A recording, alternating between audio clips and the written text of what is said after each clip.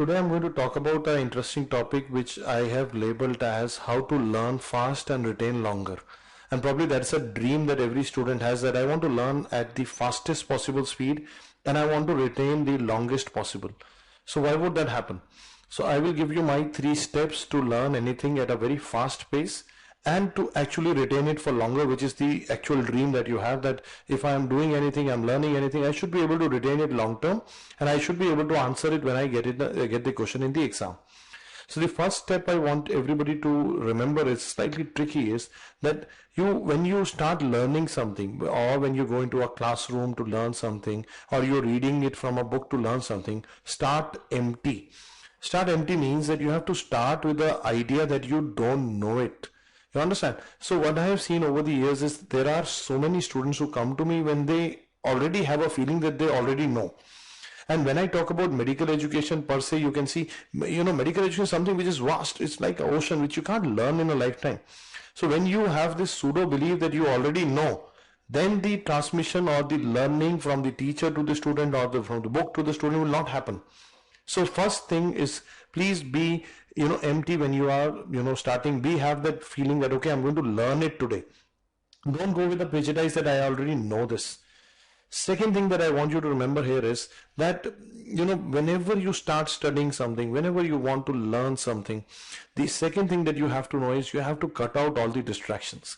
You can't be learning an important subject with a mobile phone on the side, having some distractions, some friends pinging you, somebody sending you a WhatsApp joke, and a TV playing on the background. So you have to cut out all the distractions. So now can you imagine, now you have a person who is now all ready to learn, to be fully mindfully present in that area with all distractions out of the picture. Then I have seen one of the limiting factor to learning is sometimes you believe that, sir, I cannot learn this. So I have to, I have, forcibly told this to many students over the, my own career as a teacher. I've said, now, you have to believe in your ability. We all have this infinite ability to learn things. That is what sets us apart from the entire animal kingdom, that we have this infinite ability to learn things. So you have to keep believing in your plasticity, in your brain, in your infinite ability, that I am able to learn, I will be able to learn. And that saying I can and I cannot makes a lot of difference. So you have to now, if I summarize what I've said, is start empty, cut out distraction, believe in your abilities. You have the ability to learn anything.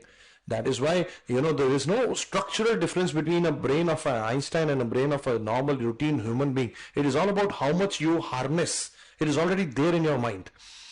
Then I come to the real important thing. The real important thing is that what is it that we really retain long term?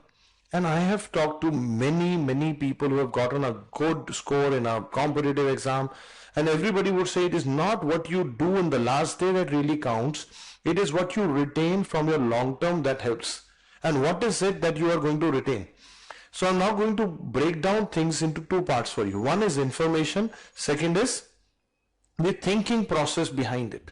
For example, suppose you know that this is the drug that you use for a X ailment.